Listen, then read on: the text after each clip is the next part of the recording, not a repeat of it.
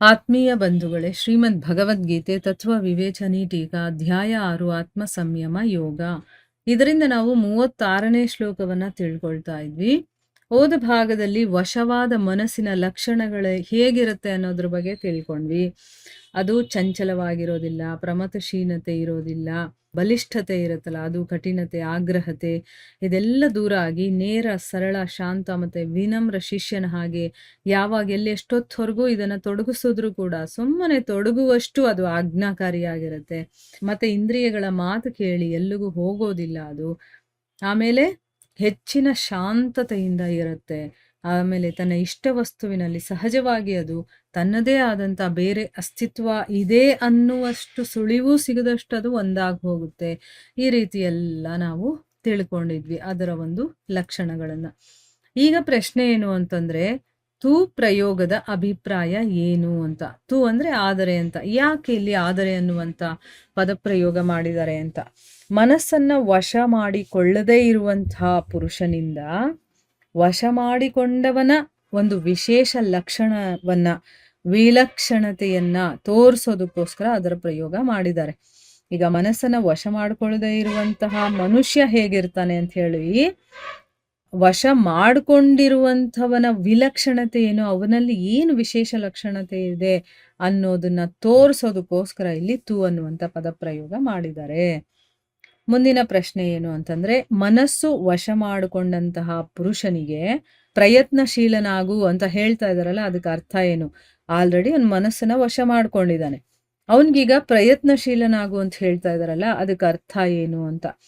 ಉತ್ತರ ಏನು ಅಂತಂದ್ರೆ, ಮನಸ್ಸು ವಶವಾದ ಮೇಲೂ ಕೂಡ ಪ್ರಯತ್ನವನ್ನೇನಾದ್ರೂ ನಾವು ಮಾಡದೇ ಇದ್ರೆ ಆ ಮನಸ್ಸನ್ನ ಪರಮಾತ್ಮನಲ್ಲಿ ಪೂರ್ಣವಾಗಿ ತೊಡಗಿಸುವಂತಹ ತೀವ್ರ ಸಾಧನೆ ಮಾಡದೇ ಇದ್ರೆ, ಈಗ ಮನಸ್ಸನ್ನ ವಶಪಡಿಸ್ಕೊಂಡಾಯ್ತು, ಆಮೇಲೆ ಏನೋ ಒಂದು ಮಾಡ್ಬೇಕಲ್ಲ, ಪ್ರಯತ್ನವನ್ನ ಮಾಡ್ಬೇಕು. ನಮ್ಮ ಮನಸ್ಸನ್ನ ಹಂಗೆ ಬಿಟ್ಬಿಡೋದಲ್ಲ, ಕಂಟ್ರೋಲ್ ಮಾಡಿಟ್ಟಿರ್ತೀವಲ್ವ, ಅದನ್ನ ತಗೊಂಡ್ ಬಂದು ಭಗವಂತನಲ್ಲಿ ತೊಡಗಿಸ್ಬೇಕು. ಆ ರೀತಿ ತೊಡಗಿಸುವಂತ ಸಾಧನೆಯನ್ನ ಮಾಡದೇ ಇದ್ರೆ ಅವನಿಂದ ಸಮತ್ವ ಯೋಗದ ಪ್ರಾಪ್ತಿ ತನ್ನಿಂದ ತಾನೇ ಆಗ್ಬಿಡೋದಿಲ್ಲ. ಪ್ರಯತ್ನ ಅನ್ನೋದು ತುಂಬಾ ಇಂಪಾರ್ಟೆಂಟು. ಆ ಪ್ರಯತ್ನವನ್ನ ಮಾಡಬೇಕು ಅಂದ್ರೆ ಮೊದಲು ಮನಸ್ಸನ್ನ ಕಂಟ್ರೋಲ್ ಮಾಡ್ಕೋಬೇಕು.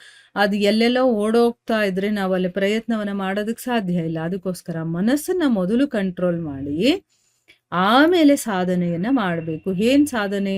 ಅದನ್ನ, ಆ ಮನಸ್ಸನ್ನ ಪರಮಾತ್ಮನಲ್ಲಿ ತೊಡಗಿಸುವಂತ ಒಂದು ಸಾಧನೆ ಮಾಡಬೇಕು.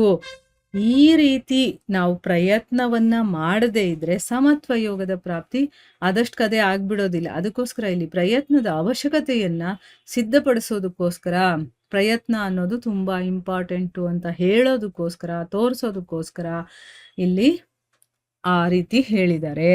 ಮುಂದಿನ ಪ್ರಶ್ನೆ ಏನು ಅಂತಂದ್ರೆ, ಮನಸ್ಸು ವಶ ಆದ್ಮೇಲೆ ಸಮತ್ವ ಯೋಗದ ಪ್ರಾಪ್ತಿಯ ಸಾಧನೆಗಳಿರುತ್ತಲ್ಲ. ಈಗ ಸಮತ್ವ ಯೋಗವನ್ನ ನಾವು ಪಡ್ಕೋಬೇಕು ಅಂತಂದ್ರೆ ಅದಕ್ಕೆ ಕೆಲವೊಂದು ಸಾಧನೆಗಳನ್ನ ನಾವು ಮಾಡಬೇಕಾಗುತ್ತೆ.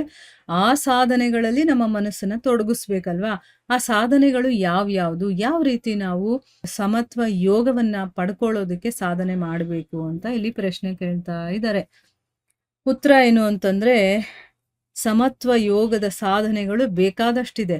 ಅದರಲ್ಲಿ ಕೆಲವನ್ನ ಇಲ್ಲಿ ಹೇಳ್ತಾ ಇದ್ದಾರೆ. ಮೊದಲನೇದು ಏನಪ್ಪಾ ಅಂತಂದ್ರೆ, ಇದರಲ್ಲಿ ಯಾವುದನ್ನಾದ್ರೂ ನಾವು ಅಳವಡಿಸ್ಕೊಂಡು ಸಾಧನೆ ಮಾಡಬಹುದು.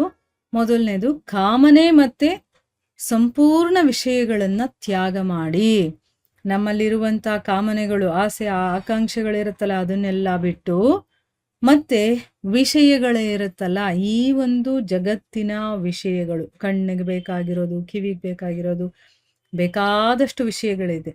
ಅದನ್ನೆಲ್ಲವನ್ನ ಬಿಟ್ಟು, ಅದೆಲ್ಲ ಕೆಲ್ಸಕ್ಕೆ ಬರ್ದೇ ಇರೋದು, ಅದನ್ನೆಲ್ಲ ಬಿಟ್ಟು ವಿವೇಕ ಮತ್ತೆ ವೈರಾಗ್ಯದಿಂದ ಯುಕ್ತನಾಗಿ, ಅವನಲ್ಲಿ ವಿವೇಕ ಇರಬೇಕು. ಯಾವ್ದು ಸರಿ, ಯಾವ್ದು ತಪ್ಪು, ಏನ್ ಮಾಡ್ಬೇಕು, ಏನ್ ಮಾಡಬಾರ್ದು, ಯಾವಾಗ ಮಾಡಬೇಕು, ಯಾವಾಗ ಮಾಡಬಾರ್ದು, ಇದು ಸರಿ ತಪ್ಪು ಕರೆಕ್ಟಾಗಿ ಯೋಚನೆ ಮಾಡುವಂತ ಒಂದು ವಿವೇಕ ಮತ್ತೆ ವೈರಾಗ್ಯ, ಯಾವುದ್ರಲ್ಲೂ ಆಸಕ್ತಿ ಇಲ್ಲದೆ ಇರುವಂಥದ್ದು.